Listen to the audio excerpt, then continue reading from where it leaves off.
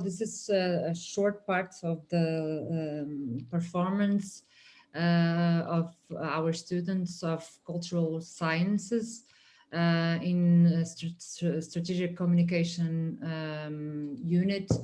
And this is the way they imagined the factory workers' way of life.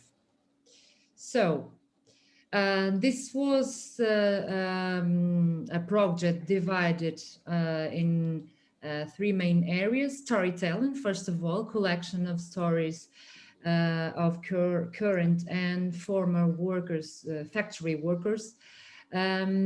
Second, creativity, think difference, creating new from the existing knowledge. And I will show you how. And inclusion, the region, the role of women, and the industrial context of Serra da Estrela region united the interests of students. 1, 2, factory women, and 3, their relatives. So the communities get together with this project. Second edition was this year. 2 months ago, we had 2 outputs: stop motion short film based on the story of one of these factory workers, and a photographic exhibition on the memory of women workers in woolen factories. This was the short film premiere moment and the preparation of the photographic exhibition. All of this in University of Beira Interior. This is the short movie, Mãos de Lã, made by Ananda Justino e Jéssica Oliveira. This short movie has been already selected for a film festival that evaluates women directors called Porto Fame. I will show you. It's a very, very short movie, but a very, very emotional one. I'm sorry, this is in Portuguese, only the image is global. And the sound.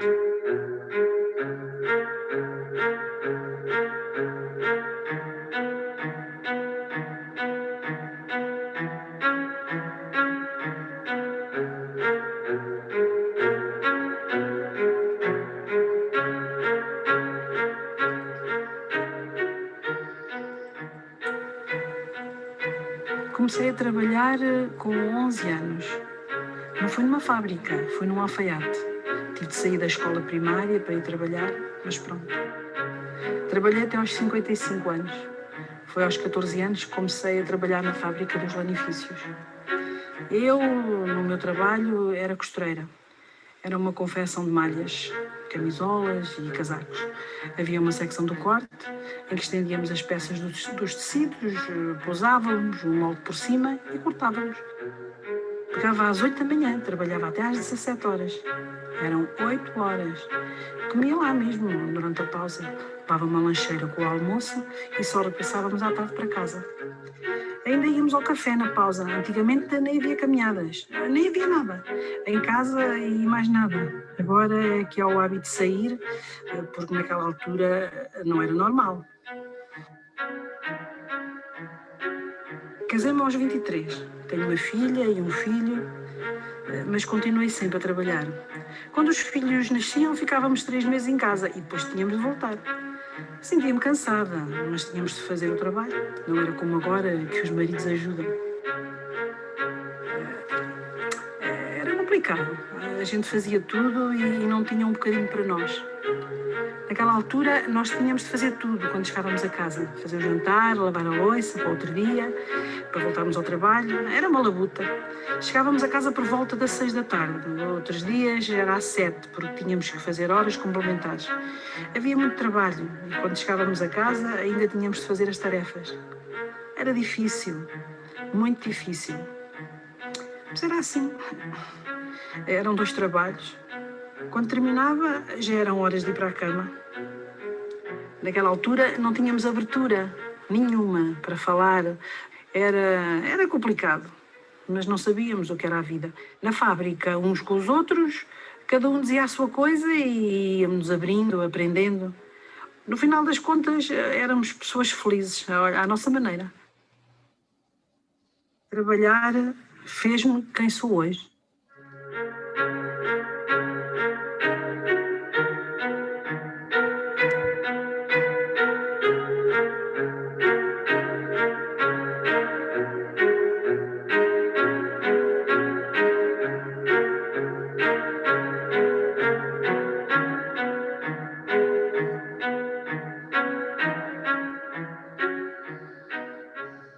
This is the short movie called Mãos de Lá, Wooden Hands, and it is one other output of this project, the project of this year, I'm sorry. Here it is the partners get together and the students at the end of the first presentation in this year. This was and will continue to be a project of academic community for the community of Serra da Estrela region through the rescue and the value of the memories of women factory workers. Women factory workers live the silence to which they were historically thrown. This project, Elas ao Som da Fábrica, brought together about 50 former and current women factory workers and some of their relatives, most of all family members, and 40 students, more and about the public, more than 600 people online and offline. I must say this project results in a research project presented last March to the FCT, Foundation for Science and Technology, Portuguese one, and calls factory worker, factory woman worker, and we are now waiting for the results. So it is essential woman work, yeah, project. It is essentially based on 3 axes: to know, to develop, and to implement. Which the first axis we intend to know what was being studied about media representations of factory women, working women, and gender equality. Then to know the reality of Portugal, we will resort to a qualitative approach at first through a content analysis of what was published in the local media of the 3 regions studied. This step will be completed with a content analysis of documents available in local libraries and archives. In both cases, we intend to reconstruct the media and social image of these women, and so on and so on. So this is the project, the pedagogical one, projeto pedagógico in Portuguese, I'm sorry, and the research projects that we are beginning right now. So I'm sorry for my English, and thank you so much. It's perfect, Sonia. Thank you very much. Thank you very much. Now we have our special guests, Patricia, Burak, Sonia. As anyone has questions for them, if you have, would you mind to put your hand up, please? Well, first I would like to thank you, all of you, for coming and for the wonderful presentations. They are very different from each other, but I think they are also related in somehow, because they use this idea of community and also whatever is it, what we can say about communities. Well, and thank you all of you for coming and for your presentations. Now we have Melissa that has one question. Melissa Pio is one of our PhD students in strategic communication that wants to put together advertising and women studies. So, yeah. So when we talk about that, we obviously talk about the public space versus the private one. But anyway, actually, it's not a question. It's more a testimonial, because I have worked with in an advertising agency for over 6 years that was mainly 100% real estate focused. So this is actually a testimonial for Patricia, because your project reminds me a lot of those days, because it's something that we really did back then, was to, how can I say, use the public space also in the project itself, the real estate project. So I love to see that you have your focus on the marketing side, like using the public space as a marketing tool, because this is very real. And I actually live near to Expo, so it's a lot of well-known places to me, because I'm there all the time because it's close. And also what I have been seeing is, because I'm from São Paulo, it's a big city with a lot of real estate projects going, like being launched every single day pretty much. And right now, I've been in Portugal for 4 years now. And right now it's when I start to see real estate marketing being much more close to what we used to do in Brazil, in São Paulo especially, like the logo, the type of storytelling they do, and also what they do with the public space around it. So it's being like, it's something that's calling my attention, and your project was already like foreseeing that like 10 years ago. So and also Sónia, you deal with women, and also it has a lot to do with my project. So it was really interesting, especially those two. The other one as well, of course, but I mean, for me as someone who studies like advertising or marketing and women, maybe I'll do a little assemble of both. Thank you. Okay, thank you, Melissa. I will pass the word to Jair. Jair is also a Brazilian undercover in Portugal, but his accent, like Melissa accent, will show us how much Brazilian he is. Jair, please, would you mind to put your question? Okay, first I've put it in writing, but I will kind of read it. First, Patricia, you said that the process of creating the Expo 98 venue was highly exclusive.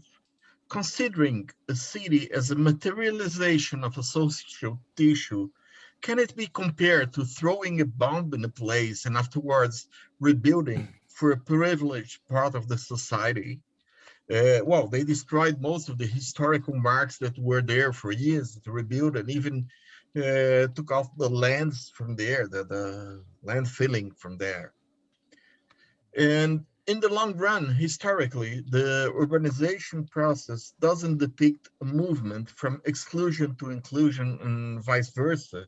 Don't the poorest parts of the cities of the society go, the poorest part of the society usually go through gentrification processes, as well as the people that are expelled from the gentrified neighborhoods go to the parts of the city that the wealthier decide to leave, to abandon, to go elsewhere.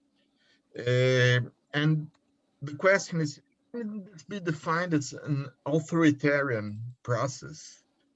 And the third question is about is to Burak.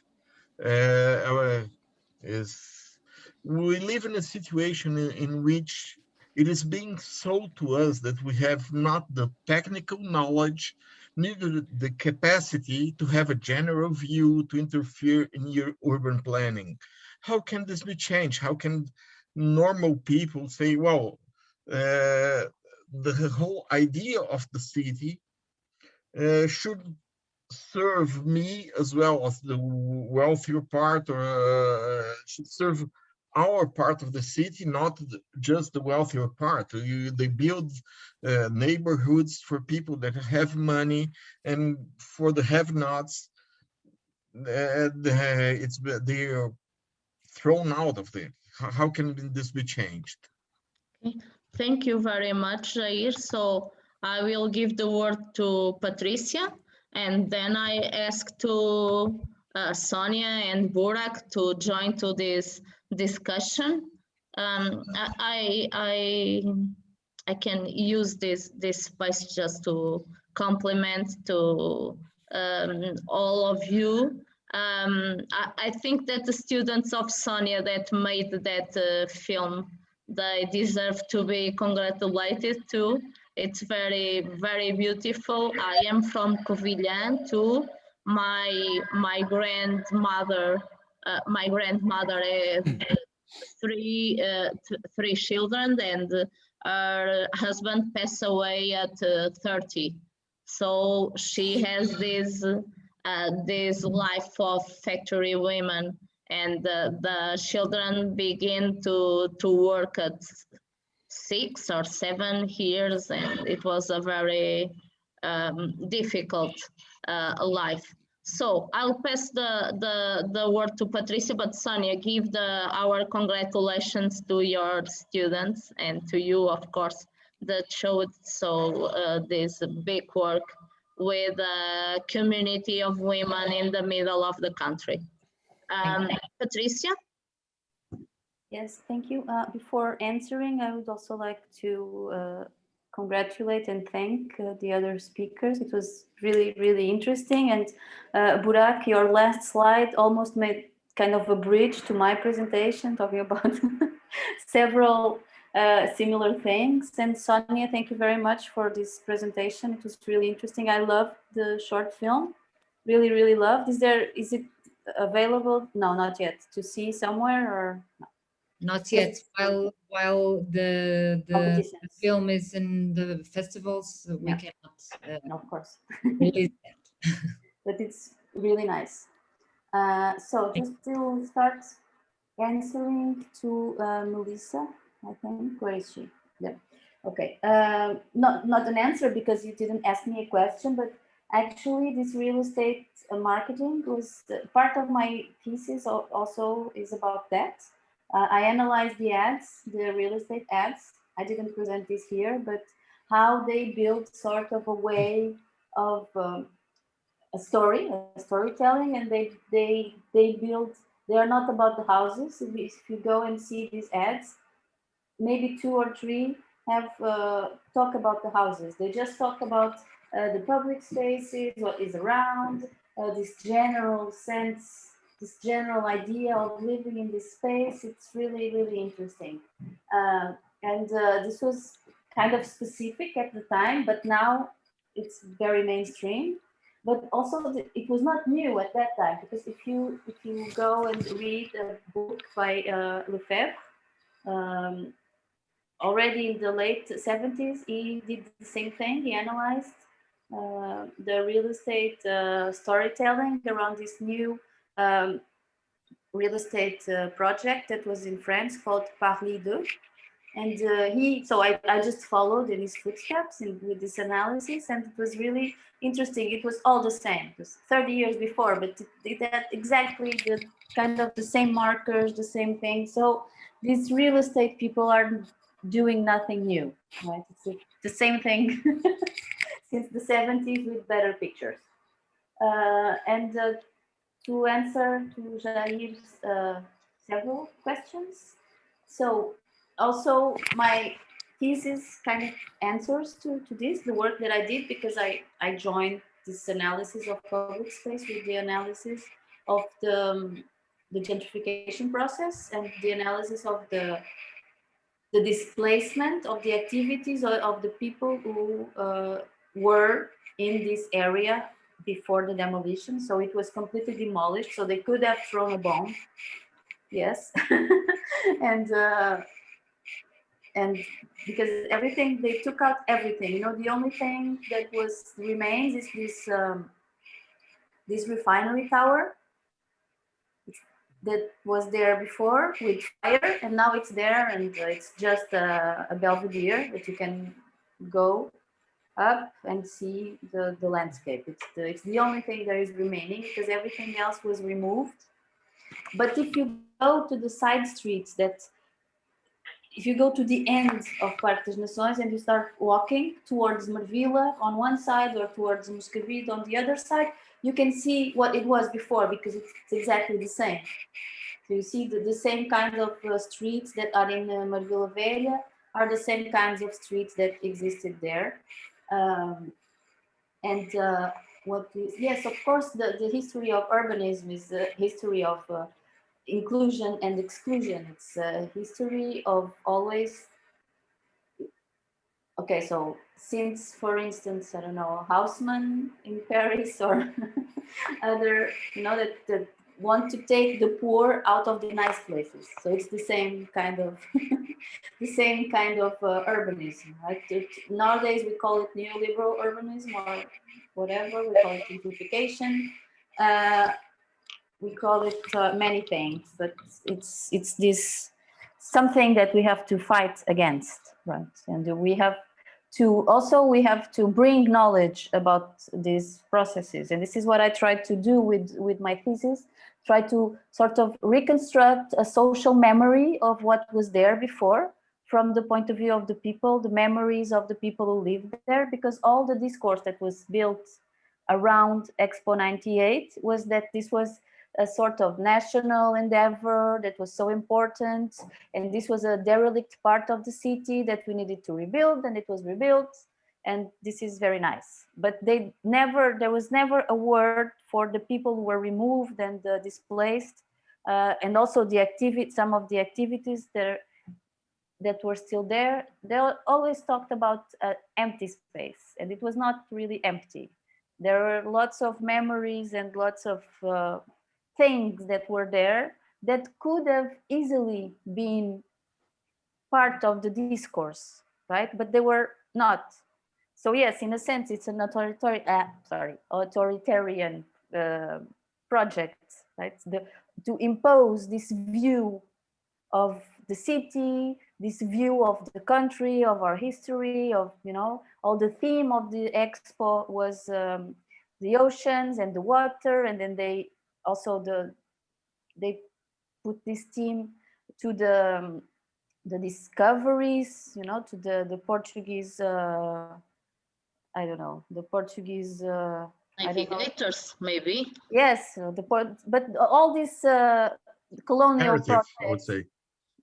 All this colonial project, this idea of a nation of discoverers, etc. So this is all sort of a discourse that was imposed from up to down, from top to bottom, about this part of the city, and it was never discussed or debated, and this is what I try to do with my work.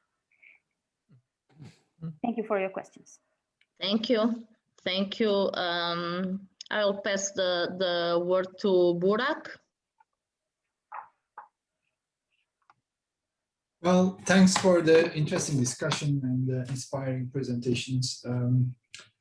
Indeed, the challenges and the observations and the discourses that we are somehow engaged in are so similar, although we are in different geographies. But I think it's not a coincidence that since 1970s, there is actually a very strong line of neoliberal policies that are ever present across geographies. So we can see, for instance, what is happening in Brussels, we can see happening in Istanbul, but in different forms. And sometimes this becomes more monstrous, like in Brazil or in Istanbul, for instance, depending on the type of capitalism and democracy installed. So this very interesting question about how can vulnerable citizens be empowered to participate in urban planning. That's a very key question, actually. And I have actually two suggestions. One is direct empowerment, and the other one is indirect empowerment. So direct empowerment is about empowering people in the design, in the planning process, which requires actually skill building, which requires awareness raising, quite a lot of effort. But there are recent developments in also technologies which enable learning through intuitive interfaces. Intuitive interfaces are interfaces where you literally don't have to learn, but a kind of a low educated person can use the interface without any prior introduction. But most importantly, I think there is there is some empowerment that needed to enable self-organization. So these are, for instance, supporting policies that enable civic temporary use, enable actually commons initiatives that also require legal changes that are already happening in Italy, for instance, and also novel ideation of planning was less top-down and giving more initiative to the citizens, enabling incrementality, for instance. So these are like some of the things I can think of for direct empowerment. But I think indirect empowerment is the most interesting one, because in this one, we can actually design affordable and accessible spatial solutions which enable the citizens to make and remake their own spaces. So there are examples of these. And at the moment, there's a lot of interest in creating this multi-sector civic innovation ecosystems to enable co-creation of such projects. So for instance, an example is a wiki house, for instance. It's also empowered by technology. So how can people actually at low cost, even in Istanbul or in Rio de Janeiro, can they use affordable tools to laser cut affordable wood, plywood, or other elements to create their own houses? So how can they be empowered to make these to different actually novel approaches, which basically focus on spatial design justice? So I think we have to rethink our role and our position, and that's also as teachers, as researchers. So what is our role in design justice, and how can we address, actually reinvent our profession from a more just perspective, addressing issues of colonization, decolonization, which is actually a continuing process still ongoing in Middle East or in other parts of the world.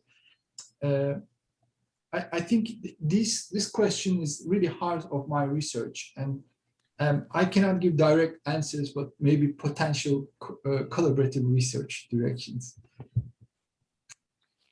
Thank you very much, Burak. Sónia, the word now is yours. All right, so just to say, our university, my university of Beira Interior, is located in some buildings that were once factories. The university is now where these, not these women, but other were once in these factories. So we start to ask what happened here.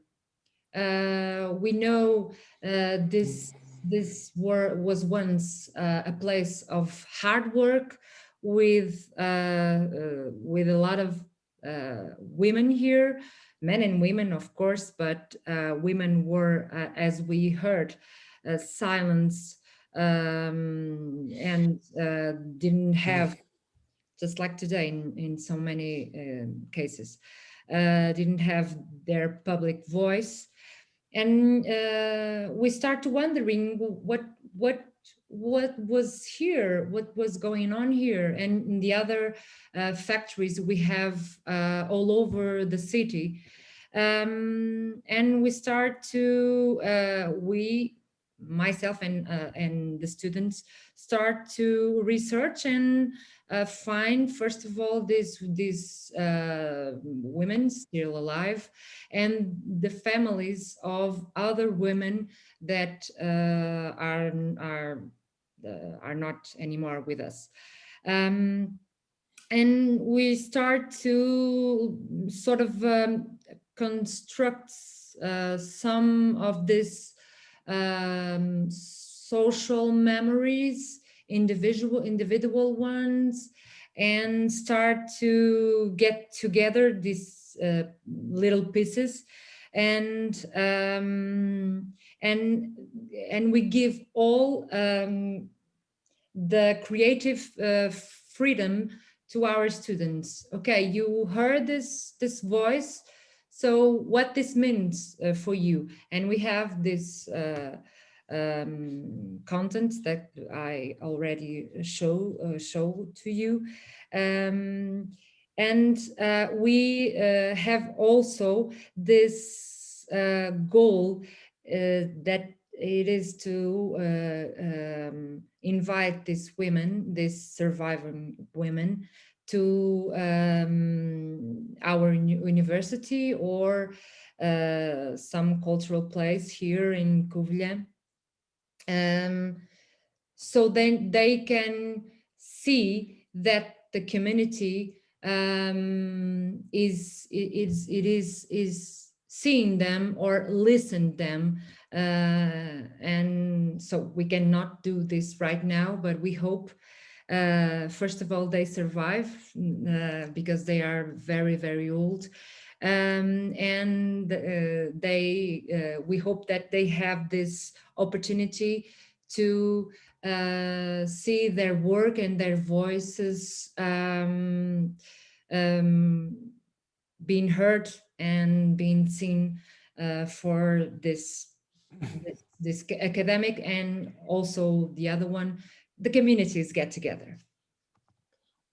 Thank you, Patricia. Patricia has a question to Burak. Yes, I do. Thank you. Burak, you talked about this shift of design to co-creation and critical spatial practices from the other one that you talked about to this one. But is it mainstream? This type of, is it now, can we say that it is mainstream, or is it a very niche type of design practice or creation practice? Or can we also say, as sometimes we say about, I don't know, participatory budgeting or whatever, that it is token, you know, for something, I don't know, for within projects that are not co-creative or that are not critical, that do not include critical spatial practices, to have some sort of a little bit of this, just to say, I don't know, or would you say that it is now mainstream?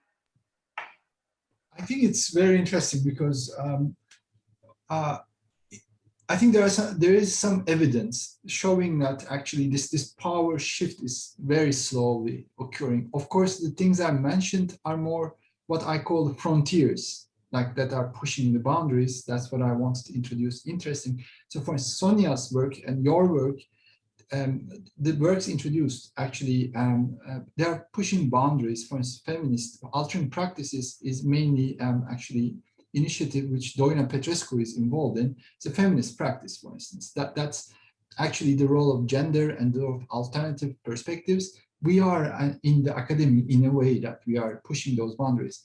But how mainstream it is, I think there is some evidence in the history. If you say, if you look at it, I know, for instance, the context of Brussels and Istanbul really well. So it's not easy to know cities very well. The case in Brussels is that you see at some point in the 1990s, participation becomes institutionalized. So it becomes a kind of must for all projects. So then this spatial announcement of projects and a reaction time goes beyond just a formality, a poster somewhere. But is it really at that place? I think it depends on the location quite a lot. For instance, Brussels is actually a very particular context where there are a lot of NGOs, civil society organizations, which have been reacting to policies for quite a long time. As also this capital of Europe, there's a lot of political democratic talk in it. And there we see, for instance, through the Solidar Mobile Housing Project, we were able to change legislation. Not change only legislation, but we're proposing with actually an expert in this area. I'm not an expert in law. A change in housing policies. So through challenging certain channels, we were able to get, for instance, permits for experimental research housing, which for a temporary use project. So there are some milestones I can show in certain areas, but some countries are like really behind. For instance, in the Istanbul case, we are at the level that maybe we should organize competitions while making public spaces. So then it seems as a success if architects can actually contribute to competitions. Or maybe in many Middle Eastern countries, even the concept of public space doesn't exist yet. So, but overall, I think in Western Europe, I think you can say some milestones that are happening. And lately, I think this tactical urbanism, temporary use, commons initiatives are actually should not be understood as just bourgeois bohem practices. I think they are going towards somewhere. I want to believe that there is also a milestone, also in our Upplace project, for instance, these parklets that are being created, they transform something. To what scale? So that's at what level? I think this is the biggest question. I think but I think if you look at from the past, yes, there is a kind of evolution. Is it happening very quickly? I don't think so, because it's a transfer of power. And I don't think that the authorities and even planners or designers are very much, including actually even society that I see around me, they're not very eager actually to hand over this power. So there needs to be a social agreement. So what I wrote in an upcoming book, it's a newly published book for Solidar Mobile Housing. So that's a part of this new social deal that a post-capitalist setting that is slowly forming, that we need to maybe start discussing. Hopefully in the forthcoming decades, maybe we can make some progress, I think. But I think there's an important milestone where Arevena got this, for incremental housing projects. Alejandro Arevena got an award in a mainstream architectural context, and social architecture became a kind of tag in mainstream media, in architectural media, Archinect, on these kind of places. There is something happening, but there's a lot of what we call in Brussels a bobo practices, which actually a group of bourgeois bohem people are really benefiting from participatory funds to make money, and they deliver almost nothing back to the community. So still, actually, this theater is getting amplified. Maybe that's also, we need to be careful with that. Okay, thank you, Burak. I don't know if anybody has one more question. No. So I will end with one question for all, like the Three Musketeers. How do you see, and after this conference, how architects can help strategic communicators, and strategic communicators can help architects, and how can you both deal with urban sociologists? How can we manage a new project to increase empowerment of more public in the idea of Habermas, more a space that is not just a physical space, but there is a more democratical space. And of course, this is an utopia, but how can we all gather together can manage a project that meets communication and another form of communication that is architecture and design, and another way of using, of seeing aspects, of seeing spaces with people like sociologists. Who wants to begin? Nobody, because it's a difficult question. How can you help me and I can help you? Okay, Patricia, the woman of the gentrification. No, I can. I think how can we work together is what you're asking. Yes. And for instance, in future works of PhD students and master students. So I have a supervisor that is from this area, and I would like to combine with that. How can we mix this? I think I don't have an answer, but I think that one thing that we as academics and working in areas that can be combined, that can work with other areas, I think the first thing we should do is learn a little bit about what the others do, because I think many times there are some preconceptions. We say, oh, architects are like that, or marketeers are like that, or communication people or sociologists are a pain in the ass. And I think that I think it's true learning, and learning is what we do, right? So I think we should be good at that, through learning what the others do or how the others work and what is interesting about the others, because I don't know, I never worked, it's the first time I'm working with people who work on communication, and I know I have preconceptions and things. So I wish I could learn a little bit more about your work, and like I'm doing right now, and what you do, and it's so interesting.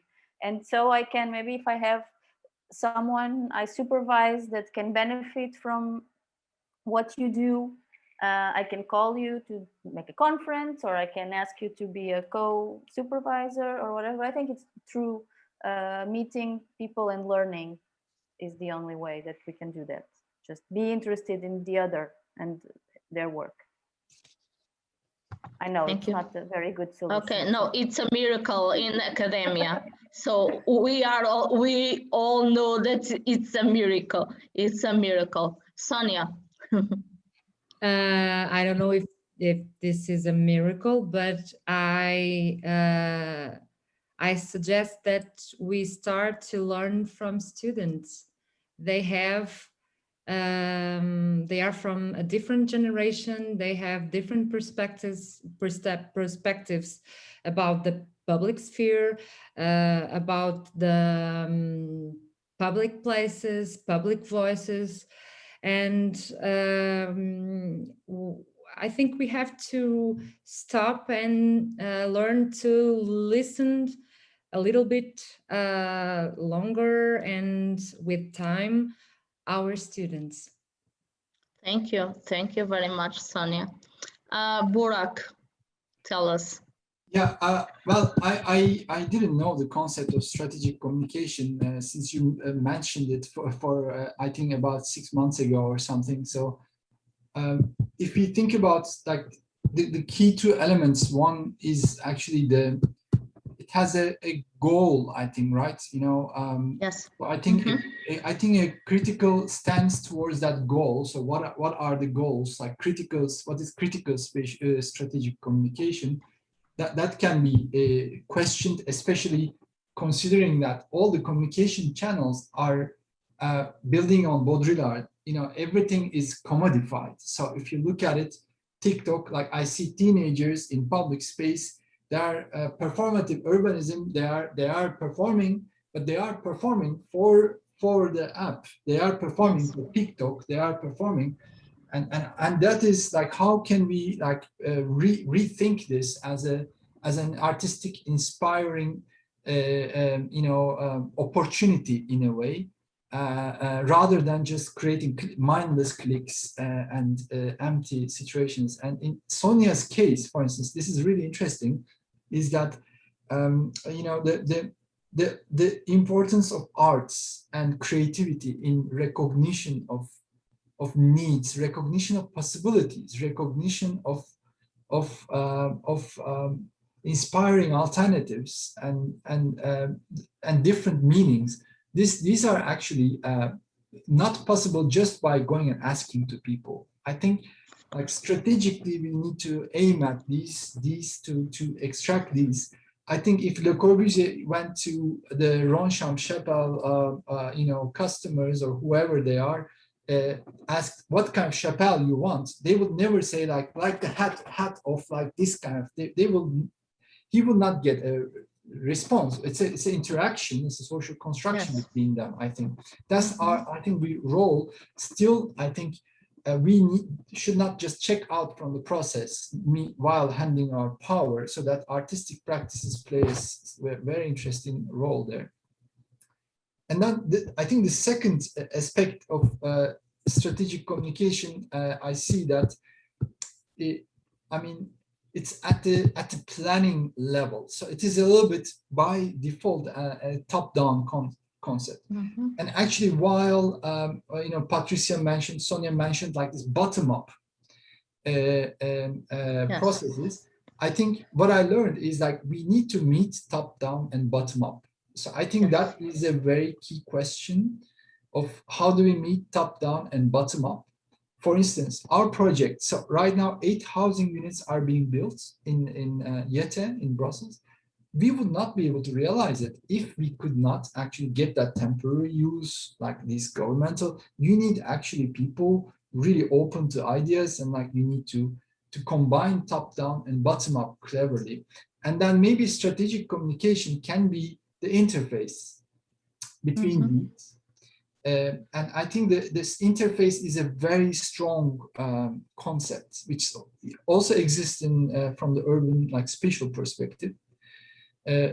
So interface is, I think it's what is the role of a strategic communicator as an interface between the spatial actors, production actors, and citizens. And how can actually spatial strategic planning, strategic communication also help empowering citizens to engage in urban planning? I think these are really important. I think strategic communication is not very much available to citizens. I think it's a kind of a thing that's from my country, I know, like from emergency situations, especially use critical missions, like strategic communication. I think what is just strategic communication? How can you actually strategically communicate about inequalities of this city to raise awareness? Because these are quite politicizing, polarizing subjects at the moment. Yes. Maybe there I quote something there because with the segregation and all these talks, decolonization, etc., you need to be super strategic. So because I will give you an example before closing. There was an event called Decolonizing Nightlife in KU Leuven with the host Arts Institute, and there actually one of the extreme right party members on Twitter actually targeted this event with showing, like, claiming like this has nothing to do with research or university. I was not the organizer, but the challenge there is that it is in this kind of super polarizing context. How do we operate as just urban planners and designers and architects? And we need to be super strategic. That's what I think. Okay, thank you all. Okay, no, Isabel was saying, yes, we need to share all together and learn about it as a process, just to begin. Yes, it is. In fact, Burak referred it in the presentation, for example, the idea of facilitator. Yes, if we can be facilitator one to the others, it would be amazing, because we have some concepts that we use in our different areas. For instance, co-creation, integration, the idea of citizenship that begins to increase in strategic communication too, because now we have social advertising, social marketing. Last year, a professor from São Paulo was in Nova to speak about her idea of social advertising. So she combines the idea of social advertising with ethnography. So the University of São Paulo has one lab that is called La COPS. So it's a lab of advertising for students and researchers on advertising to deal with the problems of community. So they acted like anthropologists or sociologists in the middle of pandemics, promoting health literacy, going to promote the idea of the importance of vaccination, and so on. So it's good because she implemented, she had the concept, but then she went to anthropology to think we need to go to the field, and then that lack ops intervene with some neighbors more dangerous of Rio de Janeiro and São Paulo, with women that depended of the husbands and so on. Okay, so I think that the A Place project put some of us together, and then through our networks we discovered the other ones. And I believe that in the beginning of the communication, the idea of the definition of communication is the koinonia, the idea of put together, the idea of that Christianism shared, of having one breath and to take that breath and to give one piece to another. Then when we give all that we have, then we are not one alone, but we have this idea of every one of my colleagues, of the researchers, as one field of study that combined, if you join again, we have one more sophisticated, better approach of a bigger area. I know that in academia we have a lot of difficulties, namely because of the egos we have and of the bureaucracies and so on. But I would like very much to contribute that, to join synergies, to join colleagues, to work together, because work alone is not very funny. So I hope that we will join sooner in Lisbon or in Istanbul or in Brussels or in Brazil or in Covilhã. And of course, you have our contacts. You have my contacts, all of you that are here. If you want to begin to write to Burak, would you like to be interested in being my supervisor or my co-supervisor in my PhD or post-PhD, or I would like to do a Marie Curie in Louvain, please put together, and the same to Patricia, to Sónia. And if I can be useful for you too, please don't be shamed for asking. So thank you very much for your time. That is very precious. I hope that this session has been good for all of you, as it was for me. Yeah, it was really interesting. Thank you The for session inviting is me. being recorded sooner. No, Burak was amazing. Unfortunately, we just met in internal meetings that are not very funny sometimes. Yes, I think one thing that we know, we need to reduce administration, I think, from our lives. Yes, a lot of administration, yes. 90% of our lives is dealing with administrative, bureaucratic things. And bureaucratic things, yes. But it was a sharing very faithful and great. Thank you, so Isabel. much to know about everything, and I may share with you some data later in next step. With some information which I think it's really available concerning the changing of spaces and giving different connections with it, and how we can cope together with different points of view from different areas, like architects and other ones, and sociologists, of course. Okay, thank you, Isabel. Thank you very much. Patricia, Sonia, I don't know if you want to say something. No. Just thank you. Bye-bye. See you next time. Okay. Bye-bye.